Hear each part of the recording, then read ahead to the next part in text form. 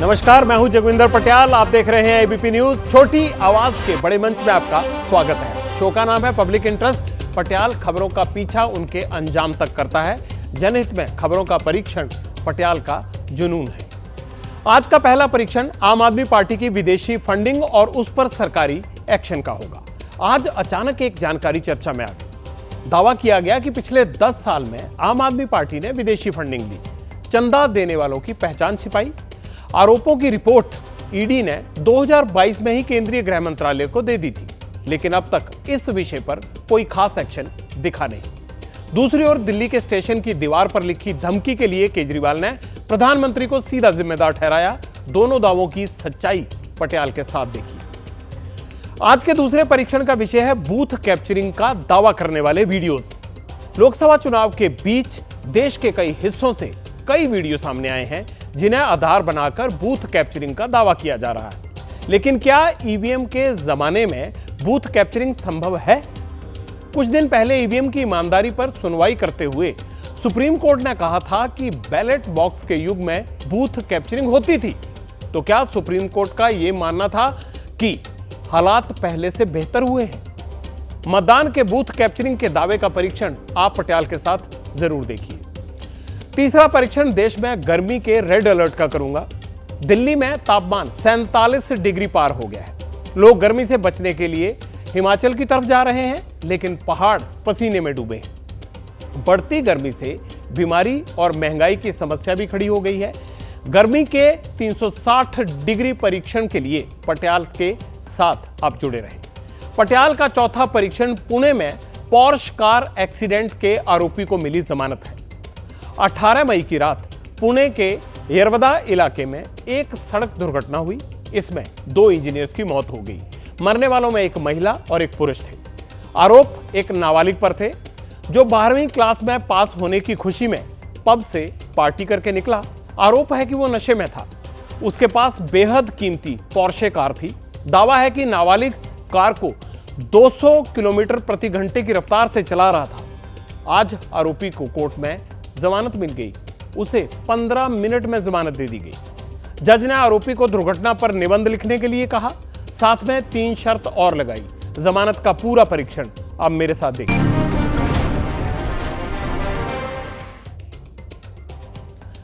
स्वाति और शराब ठेकों के विवाद में फंसी आम आदमी पार्टी पर नया संकट मंडराने लगा है। आज एक नया केस सामने आ गया। केंद्रीय गृह मंत्री ने दिल्ली में कहा है कि अभी आम आदमी पार्टी और केजरीवाल के खिलाफ 7 और घोटालों की जांच होगी। 1-2 नहीं, 7 घोटालों की। नई घोटाला फाइल क्या क्या साबित करेगी, कहां खुलेगी, ये कैसे घोटाला हुआ और दिल्ली में वोटिंग से 5 दिन पहले ईडी क्यों एक्टिव हुई? पटियाल के परीक्षण में एक सवाल का नहीं, सभी सवालों का जवाब मिलेगा। लेकिन इस पूरे मामले को सियासत अगर आप देखेंगे तो 2 तस्वीरों से पहले उसे समझिए।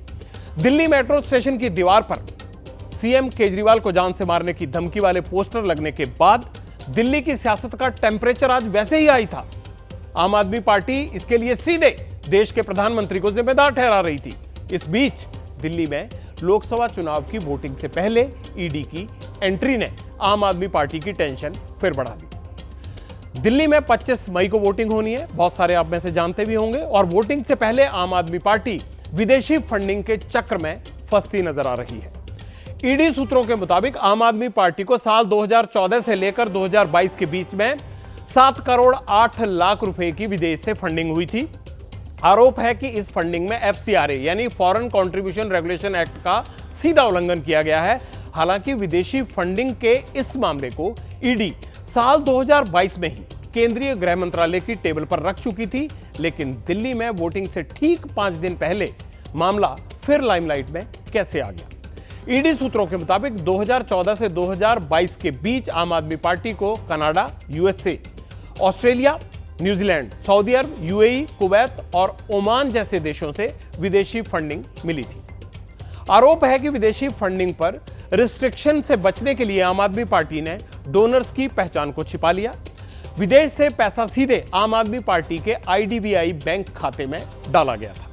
आम आदमी पार्टी पर सबसे बड़ा आरोप यह है कि आम आदमी पार्टी के नेता दुर्गेश पाठक ने विदेश से आए पैसे को अपने पर्सनल अकाउंट में ट्रांसफर करवा लिया।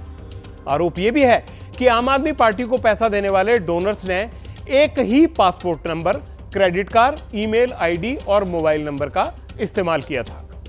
आपको यह भी बताना बहुत जरूरी है कि राजनीतिक दलों के लिए एफसीआरए के तहत फंडिंग पर प्रतिबंध है। इसके बावजूद आरोप है कि आम आदमी पार्टी ने विदेश से चंदा लिया। विदेशी फंडिंग में कानून के उल्लंघन का आरोप लगा तो आम आदमी पार्टी के नेता सफाई देने के लिए सामने आए। दिल्ली सरकार में मंत्री आतिशी ने इसे बीजेपी की साजिश करार दिया। जब से ये पार्टी बनी है, पूरी ट्रांसपेरेंसी से एक एक रुपए का चंदा लिया है और पूरे ट्रांसपेरेंसी से एक एक रुपए के चंदे का हिसाब किताब इलेक्शन कमीशन को भी दिया है, इनकम टैक्स डिपार्टमेंट को भी दिया है, देश की हर संस्था को दिया है। मैं भारतीय जनता पार्टी को यह भी बताना चाहती हूं कि आप रोज रोज हम पे झूठे आरोप लगा लीजिए, लेकिन दिल्ली की जनता, पंजाब की जनता इन झूठे आरोपों का जवाब देगी। जो आज आरोप लगाए जा रहे हैं, ये पता नहीं कहां से भूले बिसरे आरोप लेके आए हैं। ये कई साल पुराना मैटर है, जिसमें आम आदमी पार्टी ईडी को, सीबीआई को, एमएचए को, इलेक्शन कमीशन को पहले ही जवाब दे चुकी है। मामला 7 करोड़ रुपए से ज्यादा की विदेशी फंडिंग का है, इसलिए ईडी 8 साल से एक्टिव है। लेकिन खुलासा अब चुनाव के बीच क्यों हुआ? यहां यह जानना बहुत जरूरी है कि आखिर ईडी आम आदमी पार्टी के इस विदेशी फंडिंग घोटाले तक पहुंची कैसे। सूत्रों के मुताबिक ईडी पाकिस्तान से भारत में ड्रग स्मगलिंग करने वाले कार्टेल पर काम कर रही थी। इस मामले में पंजाब के फाजिल्का की स्पेशल कोर्ट ने पंजाब में आम आदमी पार्टी के तत्कालीन विधायक सुखपाल सिंह खैरा को आरोपी बनाया था। जांच में खैरा और उनके सहयोगी के ठिकाने पर ईडी ने संदिग्ध दस्तावेज जब्त किए थे। दावा है कि इन्हीं दस्तावेज में आम आदमी पार्टी के विदेशी फंडिंग का काला चिट्ठा था। बरामद कागजातों में 4 टाइप किए हुए पेपर और 8 हाथ से लिखी गई डायरी के पन्ने थे, जिनमें यूएसए के डोनर की पूरी जानकारी थी। दावा यह किया गया कि इन कागजों की जांच के दौरान ईडी को यूएसए में आम आदमी पार्टी को $1,19,000 की फंडिंग का पता चला। खैरा ने भी अपने बयान में बताया था कि 2017 में पंजाब विधानसभा के असेंबली इलेक्शन से पहले आम आदमी पार्टी ने यूएसए में फंड्स रेजिंग कैंपेन चलाकर यह पैसा इकट्ठा किया था। ईडी की कार्रवाई आगे बढ़ी। ईडी ने आपके नेशनल सेक्रेटरी पंकज गुप्ता को समन किया। पूछताछ में पंकज गुप्ता ने विदेशी फंडिंग की बात कबूली। पंकज गुप्ता ने ईडी को जो डेटा उपलब्ध करवाया, उसके मुताबिक विदेश में बैठे 155 लोगों ने 55 पासपोर्ट नंबर इस्तेमाल करते हुए 404 बार में 1.02 करोड़ रुपए आम आदमी पार्टी को डोनेट किए थे। 71 डोनर में से 21 मोबाइल नंबर का इस्तेमाल कर 256 बार में कुल 99,90,870 रुपए डोनेट किए गए। 75 डोनर ने 15 क्रेडिट कार्ड्स के जरिए 148 बारी में 19,92,123 रुपए डोनेट किए। ये सभी डोनर्स का हवाला दिया गया है ईडी की तरफ से। टाइमिंग देखिए अब इसकी। अब आम आदमी पार्टी ईडी के पेपर तहलका मचा रहे हैं, तो दिल्ली की एक चुनावी जनसभा में केंद्रीय गृह मंत्री ने आने वाले दिनों में एक और चेतावनी दे डाली, और यह चेतावनी भी जुड़ी हुई है सीधी आम आदमी पार्टी से। और 125 करोड़ का शीश महल किसने बनाया?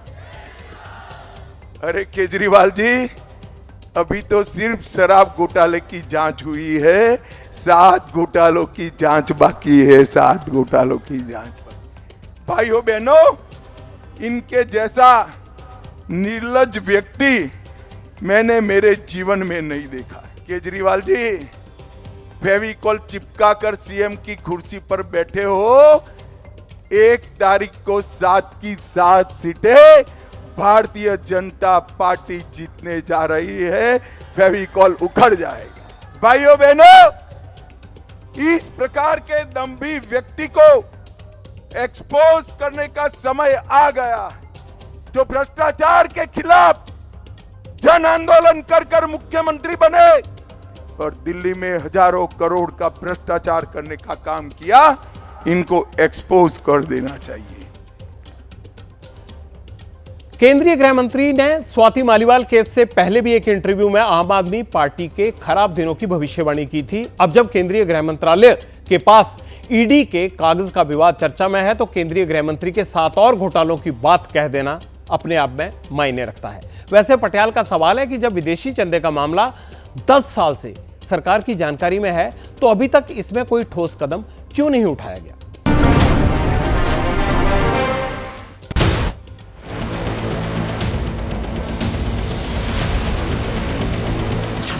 ईवीएम के दौर में क्या बूथ कैप्चरिंग संभव है?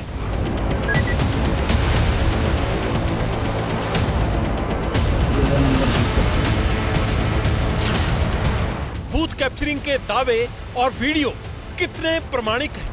ये है तीसरा नंबर, मैं डाल रहा हूँ, वोट देख लो, तीसरा नंबर है ये कैसे मुमकिन है कि कोई एक ही बूथ पर, एक ही ईवीएम मशीन पर 8 वोट डाल दे? 5 वोट डाल चुका हूँ, 6वां लेके जा रहा हूँ और ये भी वोट पड़ेगा।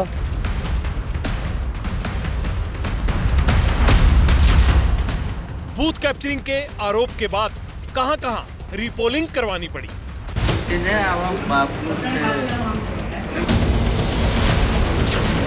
24 के चुनाव में बूथ कैप्चरिंग के आरोपों पर सत्य का सीधा प्रसारण।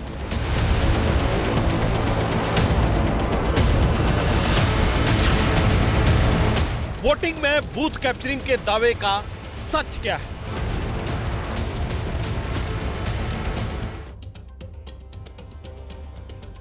अब पटियाल मतदान के बूथ कैप्चरिंग के दावों पर सत्य का सीधा परीक्षण करेगा। अभी आपने एक छोटा सा ऑडियो और वीडियो ट्रेलर देखा।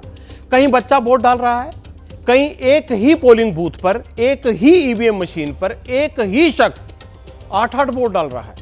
कहीं नेता अपनी दबंगई दिखा रहे हैं, कोई ईवीएम को अपने बाप की जागीर बता रहा है। चुनाव लोकतंत्र का सबसे बड़ा पर्व होता है, इसे खुल्लम खुल्ला बट्टा लगाने के ये दावे हो रहे हैं। राजनीतिक पार्टियां एक दूसरे पर सरेराह बेधड़क बूथ कैप्चरिंग के आरोप लगा रही हैं। मतदान के दौरान ऐसे कई वीडियो वायरल हो रहे हैं और ये वीडियो सवाल भी उठा रहे हैं। यूपी के एटा से लेकर आगरा तक, मध्य प्रदेश के भोपाल से लेकर गुजरात के दाहोद तक ऐसे वीडियोस की भरमार है। लेकिन इन्हें आधार बनाकर जिस तरह के दावे किए जा रहे हैं, पूरी चुनावी प्रक्रिया पर सवाल खड़े किए जा रहे हैं, क्या वो ठीक है? इन्हीं वीडियोस को आधार बनाकर चुनाव आयोग ने कई जगह बड़े फैसले भी लिए हैं, तो जनहित में इनकी पड़ताल करना तो बनता है ना। ऐसे में क्या गारंटी है कि जब 1-2 जगह पर ऐसा हो सकता है तो बाकी जगह पर ऐसा नहीं हो सकता? लेकिन क्या आज के जमाने में बूथ कैप्चरिंग की तरह ईवीएम कैप्चरिंग संभव है? सब कुछ इलेक्ट्रॉनिक है तो बूथ कैप्चरिंग कैसे हो सकती है? पटियाल इन सवालों के जवाब तलाशेगा। पर पहले आपको महाराष्ट्र लेकर चलता हूं। वहां पूर्व सीएम उद्धव ठाकरे ने मतदान प्रक्रिया पर सवाल खड़े किए हैं, क्योंकि जब वो बोल रहे थे उस वक्त तक वोटिंग कम हुई थी। सुबह से मैं देखते आ रहा हूं कि कई जगह पर मतदाता भारी संख्या से वोट देने के लिए उतरे हुए हैं, लेकिन असुविधा के कारण उनको वापस जाना पड़ रहा है। साथ ही साथ उनको अंदर देर लगाई जा रही है। क्यों? ताकि वो वोट ना करें। तो मैं सारे मतदाताओं को एक रिक्वेस्ट करता हूं, विनती करता हूं कि चाहे सुबह के 5 भी बज जाए, लेकिन आज जब तक समय दिया हुआ है उसके पहले आप मतदान केंद्र में जाइए। अगर सुबह कुछ भी असुविधा के कारण आप घर लौटे हो तो वापस जाइए, और कल सुबह 5 भी बज जाए, 6 भी बज जाए, कोई भी वहां से हिलेगा नहीं। आपको वोट करने का अधिकार है और आप वोट देने के बिना वो जो केंद्र है वो बंद नहीं हो सकता।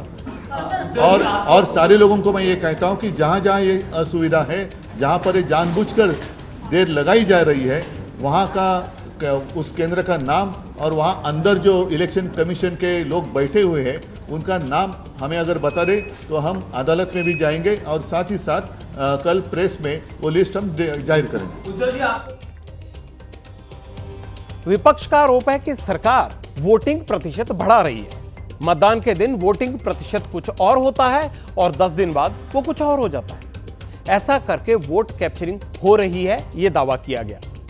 ये एक नया शब्द आ गया है चुनाव में। पटियाल इसे भी सच की अदालत के कटघरे में खड़ा करेगा, पर पहले आप बूथ कैप्चरिंग के दावों पर एक नजर डालिए। यूपी के एटा में एक वीडियो सामने आया। बूथ नंबर 343 में एक नौजवान ने 8 बार वोट देने का दावा किया। आरोपी युवक के बारे में दावा यह किया गया कि वो एक स्थानीय बीजेपी नेता का रिश्तेदार है।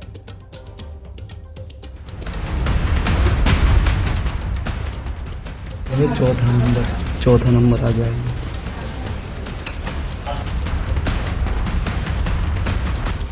पांचवा वोट है, ये पांचवा देख लो, पांचवा है।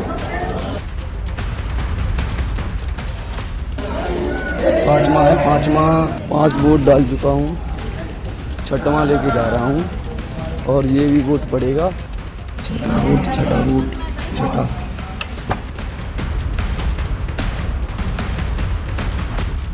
सातवें वोट सातवें।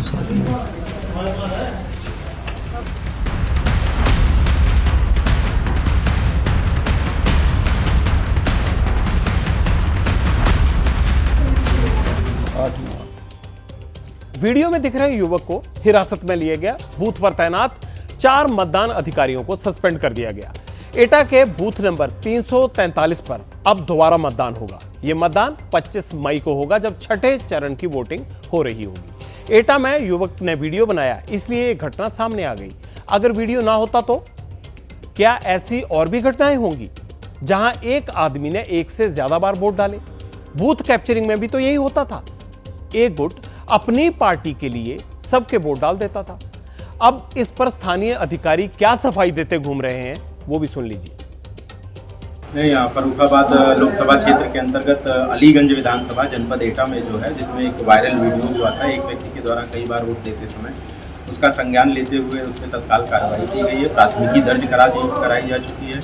उस व्यक्ति को हिरासत में भी लेकर के अग्रेतर कार्रवाई, पूछताछ एवं अग्रेतर कार्रवाई भी की जा रही है। संबंधित जितने भी पोलिंग पार्टियां थी, जो भी मतदान कर्मी वहां पर थे, उनको निलंबित करते हुए विभागीय कार्रवाई संस्थित कराई जा चुकी है और जो भी आयोग के दिशा निर्देश होंगे उसके तहत कार्रवाई की जांच जारी है। राजनीतिक दल इसी स्थिति को आधार बनाकर यह दावा कर रहे हैं कि बूथ कैप्चरिंग भी जारी है। अब पटियाल अपनी पड़ताल में आपको 2 तस्वीरें दिखाने जा रहा है, गौर कीजिएगा। पहली तस्वीर यूपी के कौशाम्बी से आई। यहां आज 5वें चरण की वोटिंग हुई। पीठासीन अधिकारी और पुलिस की आंखों में धूल झोंककर एक युवक ने ईवीएम पर वोट डालने का वीडियो बनाया और उसे सोशल मीडिया पर अपलोड कर दिया। पुलिस ने एफआईआर दर्ज कर ली। दूसरा वीडियो देखिए। दूसरे वीडियो में यूपी के अमेठी का है ये। यहां भी वोटर ने ईवीएम पर वोट देने का वीडियो बनाया और सोशल मीडिया पर पोस्ट कर दिया। कहने को ये महज वीडियोग्राफी है, लेकिन सिस्टम पर बहुत बड़ा सवाल भी है कि चुनाव प्रशासन की मौजूदगी में कोई वीडियोग्राफी कैसे कर सकता है। और वोटर जब ये सब कर रहा होता है तो मतदान में लगे कर्मचारी उसे क्यों नहीं पकड़ते? ऐसे में इस बात की क्या गारंटी है कि दूसरी जगहों पर इस तरह की हरकत ना होती होगी? है ना ये सवाल लाख टकेगा। बूथ कैप्चरिंग के आरोप पूरी तरह गलत हो, ऐसा भी नहीं हो सकता। गुजरात के दाहोद में तो चुनाव आयोग को ऐसी हरकत के लिए रिपोलिंग करवानी पड़ी। हुआ क्या था? हुआ यह था, 7 मई को तीसरे चरण की वोटिंग थी। गुजरात की दाहोद सीट पर मतदान हुआ। वोटिंग के दौरान बूथ कैप्चरिंग का आरोप लगा। इल्जाम विजय भाभोर पर लगा। विजय बीजेपी लीडर का बेटा है। 11 मई को दाहोद में रिपोलिंग हुई। अब मध्य प्रदेश चलते हैं। मध्य प्रदेश में वोटिंग के दौरान बच्चे के वोट डालने का एक वीडियो सामने आया। आरोप क्या लगा? आरोप लगा बीजेपी लीडर विनय मेहर पर।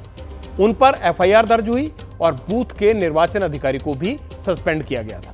अब यूपी के आगरा की ही सुन लीजिए आप। यहां सबके सामने चुनाव की गोपनीयता भंग हुई। एक युवक मोबाइल के साथ पोलिंग बूथ में घुसा, ईवीएम पर वोट डालने का वीडियो बनाया और सोशल मीडिया पर उस वीडियो को अपलोड कर दिया। अब यह इत्तेफाक है या फिर पावर का नशा? पोलिंग बूथ के भीतर गड़बड़ी या इस तरह के वीडियो बनाए जाना और फिर यह आरोप लगना, वहां आरोपियों का कोई ना कोई कनेक्शन बीजेपी के नेताओं के साथ जुड़ना, यह महज इत्तेफाक है क्या? बूथ कैप्चरिंग में एक वीडियो हमें मिला था फर्रुखाबाद का, और फर्रुखाबाद में कई जगह बीजेपी ने कोशिश की। इनकी जो बूथ कमेटी है लूट कमेटी बनना चाहती है, लेकिन लूट कमेटी नहीं बन पाएगी। उसके लिए समाजवादी लोग अपने बूथ की रक्षा करेंगे। मतदान बूथ पर बाधित करने की कोशिश की, कि हमारा एक मजरा पड़ता है जो पूरा का पूरा 350 वोटर है, निशान है। तो उनको आने से जहाँ से वो निकलते थे वहाँ ढाकन लगा दिया, रास्ता रोक दिया। कुछ लोग उधर खड़े हो गए, यहाँ खड़े हो गए। फिर जब मुझे बताया तो मैंने कमांडर अध्यक्ष को कहा कि आप जाके देखो जरा, अपना बूथ लगा होगा, बूथ अध्यक्ष से बात करो क्या स्थिति। वोटिंग में गड़बड़ी और बूथ कैप्चरिंग पर नेताओं का अपना अपना नजरिया है। नेता ईवीएम पर भ्रम का माहौल बनाते हैं। मांग होती रही कि चुनाव बैलेट पेपर से कराए जाएं। हालांकि 26 अप्रैल को सुप्रीम कोर्ट ने नेताओं का भ्रम तोड़ा था। क्या कहा था सुप्रीम कोर्ट ने? सुप्रीम कोर्ट ने कहा था देश की जनसंख्या ज्यादा है, बैलेट पेपर से चुनाव व्यवहारिक नहीं है। बैलेट पेपर से चुनाव में गड़बड़ी संभव है, ईवीएम आने से चुनाव में गड़बड़ियां खत्म हुई हैं। ईवीएम पर अदालत ने भरोसा क्यों जताया, अब यह भी जान लीजिए आप। बैलेट बॉक्स सिस्टम में वोटिंग के लिए पर्ची का इस्तेमाल होता है, ईवीएम में बटन दबाकर वोट डाला जाता है। बैलेट बॉक्स लूटे जाने का इतिहास रहा है, जबकि ईवीएम को लूटकर वोट बदलने की गुंजाइश ना के बराबर है। बैलेट बॉक्स में वोटिंग से ज्यादा बहुत वक्त लगता है। इतना बड़ा मतदाता है तो उसको डालने में और गिनने में बहुत वक्त लगता है। ईवीएम में समय की बचत होती है। अब ऐसे में क्या बूथ कैप्चरिंग संभव है? बूथ कैप्चरिंग की जो खबरें आ रही हैं वो कितनी सही हैं और इलेक्शन कमीशन इन्हें कैसे देखता है? यही सवाल मैंने पूर्व चुनाव निदेशक से पूछा। उन्होंने जो कहा वो आपको भी सुनना चाहिए। इसके बारे में मेरा यही कहना है कि ये आज की डेट पे ये बूथ कैप्चरिंग नहीं कहेंगे, इसको कहेंगे साइलेंट रिगिंग। बूथ कैप्चरिंग में तो ये होता है कि बूथ पर कब्जा कर लेती है पार्टी और वहाँ के काफी लोग उस पर कब्जा करके अपना वोट डालने की कोशिश करते हैं। लेकिन इस मामले में तो मैं यही कहूँगा कि साइलेंट रिगिंग है। मुझे तो ये समझ में नहीं आता कि ये लड़का जो 17 साल का था वो बिना आईडी लिए इसका फोटो पहचान पत्र क्यों नहीं मिलाया? सिक्योरिटी वालों ने अंदर जाने दिया, उसको मोबाइल लेके अंदर जाने दिया। ये सब चीजें जो हैं जांच का विषय थी और उसको माना भी है हमारे सीईओ यूपी ने और अपनी रिपोर्ट सबमिट की है। इसमें अब देखना होगा कि इलेक्शन कमीशन ने तो ऑलरेडी इसको कैंसिल कर दिया है। यहाँ की जो पोलिंग हुई है दोबारा यहाँ पर पोल होगा और इस पर बहुत सख्त कार्रवाई लेगी, क्योंकि ये इतिहास में एक बहुत गलत बात हुई है जो कि ऐसी नहीं होना चाहिए, जबकि इतना हमारा शासन प्रशासन चुस्त दुरुस्त है। सुप्रीम कोर्ट में जब ईवीएम से चुनाव को चैलेंज किया गया था तो सुनवाई के दौरान जज साहब ने बहुत महत्वपूर्ण बात कही थी। कोर्ट ने कहा था कि हमें विश्वास करना होगा, बिना विश्वास के आगे बढ़ना तो मुमकिन है ही नहीं। अगर कहीं कोई शिकायत होती है तो उसकी जांच के रास्ते खुले हैं। ऐसे में बूथ कैप्चरिंग या वोट कैप्चरिंग की शिकायत का समाधान विश्वास पर ही निर्भर करता है, क्योंकि हर मर्ज का इलाज है, लेकिन शक की कोई दवा नहीं है।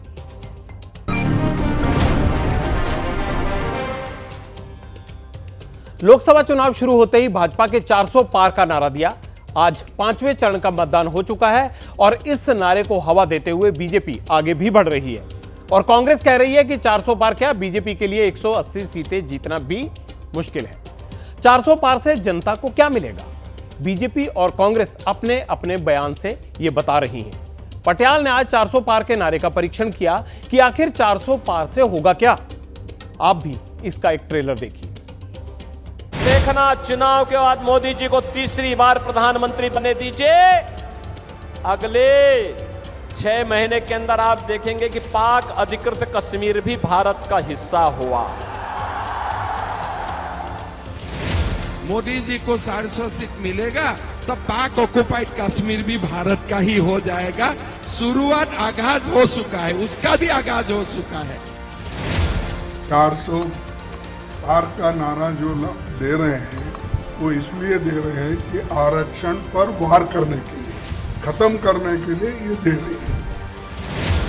मोदी को 400 सीटें चाहिए ताकि कांग्रेस अयोध्या में राम मंदिर पर बाबरी ताला ना लगा दे,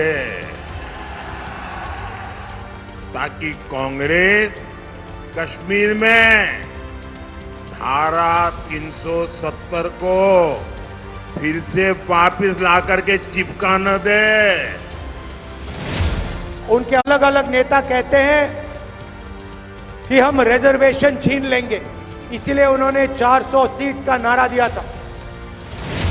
400 सीट जरूर चाहिए क्योंकि भारत की सीमाओं को चौक चौबंद और सुरक्षित रखना है। 400 सीट इसलिए चाहिए कि देश को दुनिया में तीसरे नंबर का अर्थतंत्र बनाना है। 400 सीट इसलिए चाहिए कि जो थोड़े बचे कुछ गरीबों को अभी लाभ मिलना बाकी है, वो काम भी हमने पूरा करना है।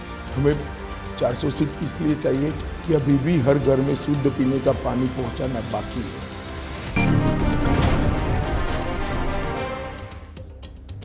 अब पटियाला आस्था के लिए विज्ञान की एनओसी का परीक्षण करने जा रहा है। एनओसी का मतलब नो ऑब्जेक्शन सर्टिफिकेट। आप सोच रहे होंगे आस्था के लिए भला एनओसी की जरूरत क्यों पड़ने लगी? एनओसी की जरूरत है क्योंकि उत्तराखंड की चारधाम यात्रा में काफी श्रद्धालुओं का निधन हो रहा है। हम सभी लोग कोविड के बाद एक ऐसे युग में जी रहे हैं जो कोविड ने हमारी जिंदगी बदली है। हमारी बॉडीज में जो बदलाव हुए हैं उसको लेकर हम सजग नहीं है। जिंदगी अब गाइडलाइंस वाले पहिए पर चलती है, लेकिन अभी भी बहुत से ऐसे लोग हैं जो गाइडलाइंस को फॉलो नहीं करते हैं। अगर आप अपना घर छोड़कर कहीं जाने वाले हैं, अगर आप मैदान से पहाड़ की ओर निकलने वाले हैं, तो पहले अपनी मेडिकल फिटनेस चेक जरूर करें, फिर यात्रा का टिकट बुक करवाएं। उत्तराखंड में चल रही चारधाम यात्रा का विषय यही है। यात्रा के दौरान होने वाली मौतों से लोग हैरान हैं। पिछले 10 दिनों में चारधाम यात्रा में 14 लोगों की जान जा चुकी है। अकेले केदारनाथ में अब तक 2,81,000 से ज्यादा श्रद्धालु दर्शन कर चुके हैं। लेकिन सवाल यह है कि तीर्थ यात्रियों की मौत हो क्यों रही है? क्या यह कोविड का आफ्टर इफेक्ट है? क्या कोविड के बाद वाले दौर को लोग समझ नहीं पा रहे हैं? क्या मैदानी इलाके वाले लोगों को पहाड़ी इलाके में जाने से पहले विशेष तैयारी करके जाना चाहिए? अगर आप चारधाम यात्रा पर जाने का मन बना रहे हैं तो पटियाल का यह परीक्षण आपको जरूर देखना चाहिए। पटियाल की गारंटी है, यह परीक्षण देखने के बाद आपकी जिंदगी के प्रति नजरिया जरूर बदलेगा। क्या आप जानते हैं कि समुद्र तल से केदारनाथ की ऊंचाई कितनी है? ऊंचाई है 3,584 मीटर। ऋषिकेश से केदारनाथ धाम की दूरी कितनी है? 216 किलोमीटर। केदारनाथ दर्शन के लिए पैदल यात्रा कितनी लंबी है? 16 किलोमीटर की। आगे आपको यात्रा के लिए जरूरी मेडिकल सावधानियां भी मैं बताऊंगा, लेकिन पहले आप यह जान लीजिए कि यात्रा मार्ग में श्रद्धालुओं को सबसे बड़ी समस्या कहां पर आती है। दरअसल जब हम ज्यादा ऊंचाई वाले इलाके में जाते हैं तो हमें सबसे ज्यादा ऑक्सीजन की जरूरत पड़ती है। सामान्य तौर पर हवा में ऑक्सीजन का स्तर करीब 20% होता है, लेकिन समुद्र से 3,584 मीटर ऊपर केदारनाथ धाम में ऑक्सीजन घटकर करीब 13% रह जाती है। मतलब यह हुआ कि श्रद्धालुओं को करीब 60% कम ऑक्सीजन मिलती है। ऐसे में जो यात्री किसी तरह की भी बीमारी से पीड़ित होते हैं, उन्हें यात्रा में परेशानी होने लगती है। यात्रियों का ऑक्सीजन लेवल गिरने लगता है। इसीलिए जरूरी है कि आप यात्रा से पहले मेडिकल एनओसी जरूर लें। उत्तराखंड सरकार द्वारा हेल्थ गाइडलाइंस के मुताबिक जो कहा गया है उसमें क्या कुछ जरूरी है? यात्रा से पहले कुछ दिन तक हर रोज 5 से 10 मिनट ब्रीदिंग एक्सरसाइज करें। सांस लेने जैसे लंबा होता है उसकी एक्सरसाइज करें। यात्रा से पहले रोजाना 10 मिनट पैदल चलें। चारधाम यात्रा कम से कम 7 दिन में पूरी करें, जल्दबाजी ना करें उसमें। यात्रा शुरू करने पर हर 1 घंटे बाद 5 से 10 मिनट का रेस्ट जरूर लें। एक दिन में 800 से 1000 मीटर की ही चढ़ाई करें। यात्रा के दौरान गर्म पानी पीने की कोशिश करें, साथ में ड्राई फ्रूट, बिस्किट वगैरह जरूर लेकर जाएं। लेकिन आपकी उम्र 55 साल से ज्यादा है या आप 55 साल के हैं तो यात्रा से पहले अपना हेल्थ चेकअप जरूर करवाएं। चारधाम यात्रा के दौरान दिल की बीमारी, अस्थमा और शुगर पेशेंट्स को विशेष ख्याल रखने की जरूरत होती है। पहाड़ पर जाने से पहले मेडिकल जांच बहुत जरूरी होती है। इसका जवाब जानने के लिए पटियाला ने उत्तराखंड के बड़े हृदय रोग विशेषज्ञ डॉक्टर केवी जोशी से बात की है। आप भी सुनिए उन्होंने क्या कहा। हाई अल्टीट्यूड ठंड में जाने से जो ये लाल रंग की जो ये हैं धमनियाँ, इसको हम आर्टरी, अंग्रेजी में आर्टरी कहते हैं, हिंदी में धमनी कहते हैं, तो ये इनमें सिकुड़न हो जाती है। नॉर्मली ये ऐसी इतनी मोटी हैं तो वह ठंड में सिकुड़ जाती है। पूरे शरीर की ब्लड वेसल सिकुड़ती हैं तो इन पर लोड बढ़ जाता है, तो इससे हार्ट अटैक होने के चांसेस बढ़ जाते हैं। ऊंचाई वाली जगहों पर जो है बीपी 10 के करीब बढ़ जाता है। हाई अल्टीट्यूड में जाने से पहले एक तो आदमी कोशिश यह करे कि धीरे धीरे वो ऊपर चढ़े, ग्रेजुअल। वो उससे ग्रेजुअली ऊपर चढ़ेगा तो उससे एक्लेमेटाइजेशन होगा। अगर जैसे कई लोग क्या होता है कि जैसे हेलीकॉप्टर से जाते हैं, चॉपर से जाते हैं, तो यहाँ का ब्लड प्रेशर उनका कम होता है और यहाँ गर्मी होती है। एकदम से वो केदारनाथ पहुँचते हैं तो वहाँ ठंड ज़्यादा होती है और हाई अल्टीट्यूड है, ब्लड प्रेशर बढ़ा, ठंड ज़्यादा हुई और ऑक्सीजन का दबाव कम हुआ तो उससे हार्ट अटैक होने के चांसेस बढ़ जाते हैं। 40 साल से ऊपर वालों को टीएमटी जरूर कराना चाहिए। तो उससे टीएमटी से ये पता चलता है कि आपकी एक्सरसाइज टॉलरेंस कितनी है। अगर आपकी एक्सरसाइज टॉलरेंस अच्छी है तो आप जा सकते हैं। अगर एक्सरसाइज टॉलरेंस अच्छी नहीं है और आप जाना ही चाहते हैं तो फिर आप प्रिकॉशन लीजिए। प्रिकॉशन क्या लीजिए? आप धीरे धीरे धीरे ऊपर चढ़िए। टीएमटी और कोलेस्ट्रॉल, एक लिपिड प्रोफाइल, एक शुगर, ये कम से कम ये 3 टेस्ट जो हैं ये करा के जानी चाहिए। अगर आप डायबिटिक हैं, 10 साल से डायबिटिक हैं, तो चांसेस 80% हार्ट डिजीज के होते हैं। ब्लड प्रेशर है 10 साल से तो 80% चांस हार्ट डिजीज के हैं। तो ऐसे लोगों को जिनका ब्लड प्रेशर 10 साल से है, जिनका शुगर 10 साल से है, जो 10 साल से स्मोक कर रहे हैं, जिनको 10 साल से ओबेसिटी है, जिनका कोलेस्ट्रॉल 10 साल है, एक रफ कैलकुलेशन है, उनको हार्ट डिजीज होने के चांसेस ज़्यादा हैं। उनको ज़्यादा प्रिकॉशन लेने की ज़रूरत है। हरिद्वार में चारधाम यात्रा के लिए रजिस्ट्रेशन करवाने वालों की भीड़ कम होने का नाम नहीं ले रही। जिन यात्रियों का ऑफलाइन एनकाउंटर से रजिस्ट्रेशन नहीं हो पा रहा है वो नारेबाजी कर रहे हैं। सीएम धामी ने आज फिर चारधाम यात्रा को लेकर हाई लेवल मीटिंग की। अभी सिर्फ ऑनलाइन रजिस्ट्रेशन करने वाले यात्रियों को यात्रा करने की इजाजत दी जा रही है।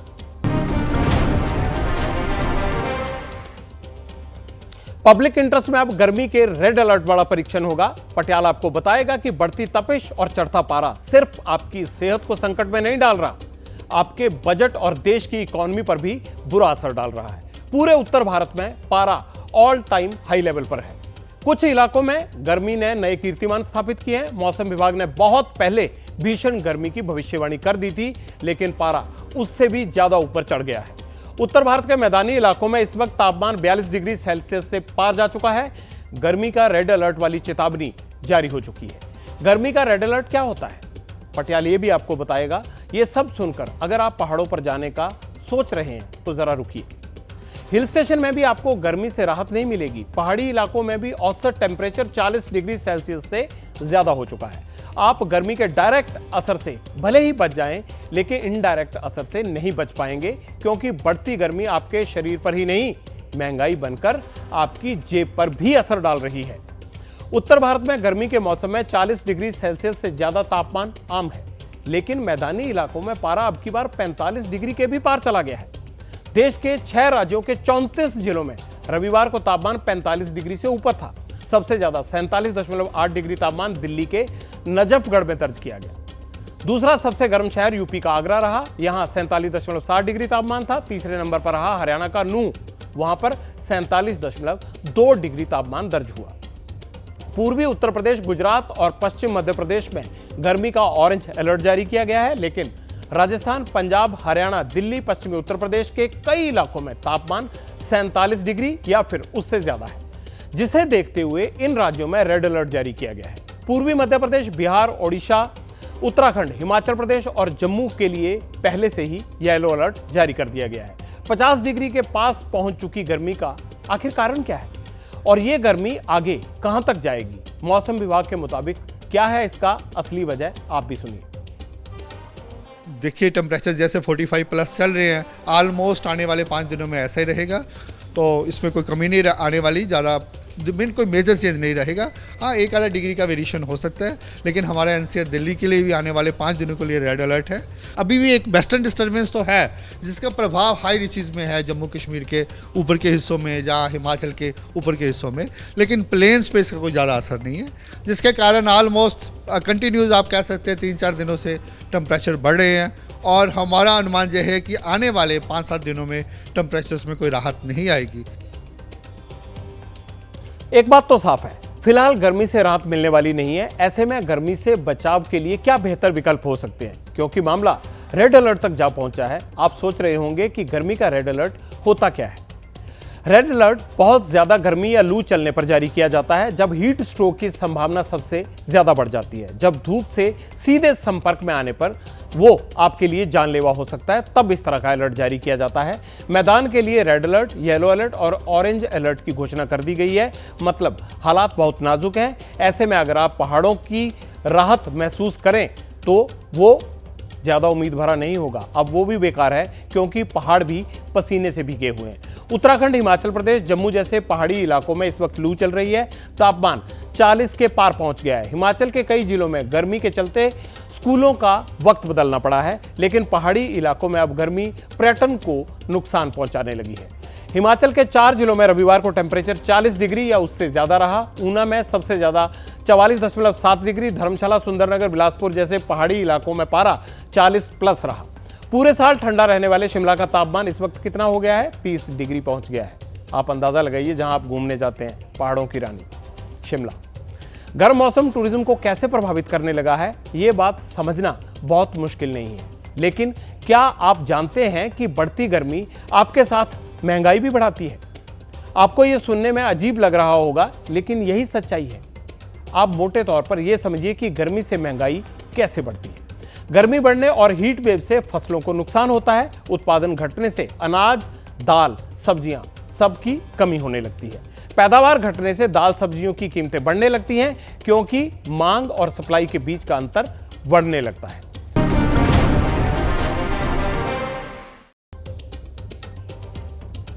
देश में 5वें चरण की 49 सीटों पर आज करीब 58% वोटिंग हुई। बंगाल में सबसे ज्यादा 73% वोटिंग हुई है। सबसे कम वोटिंग महाराष्ट्र में हुई। अब तक 5 चरण पूरे हो चुके हैं। पहले फेज में 66.14%, दूसरे फेज में 66.71%, तीसरे चरण में 65.68% और चौथे चरण में 69.16% वोटिंग हुई थी।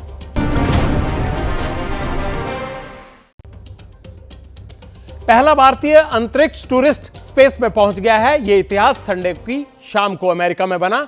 अंतरिक्ष पर्यटक का नाम गोपी थोटाकुरा है। आंध्र प्रदेश के जन्मे गोपी ट्रेनिंग से पायलट और पेशे से उद्योगपति हैं। अमेरिकी कंपनी ब्लू ओरिजिन के न्यू शेफर्ड 25 मिशन के तहत उनको अंतरिक्ष में पहुंचाया गया। पब्लिक इंटरेस्ट में आज इतना ही। कल फिर होगी आपसे मुलाकात। मुझे दीजिए इजाजत। शुभ रात्रि।